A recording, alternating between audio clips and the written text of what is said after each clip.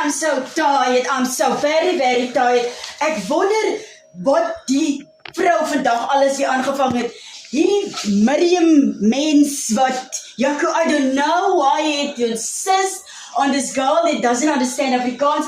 I told her to do the food. Oh, the people is almost here. How, let me just see. Oh, what did she do? What is this? Wat het sy gekook? Wat het sy gekook? Dit lyk snaaks, laat ek proe. Oh, wat is dit smaak verskriklik. It tastes terrible. Miriam, what did you put in the food? Oh, let me just see what the girl did. Oh, what spice could it be? What is tasting like? No, it's not barbecue. No, can it be that? Maybe something here. But nothing in here can taste this funny.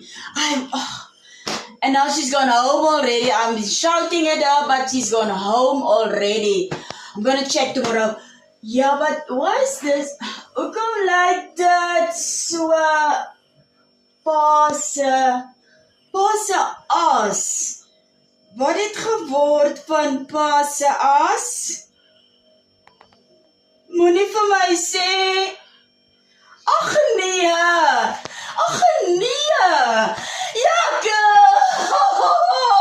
Maar met pa se as en die kos gegooi. Ek het jou gesê, ek soek haar nie. Sy's weg. Ek beloof vir jou. She's gone. Out of here. Now I have to throw this away. But that's not the point. Where am I gonna get my pa's ass again? Papa. Oh, and I tasted some of Papa now. And it doesn't taste nice. Oh, Miriam.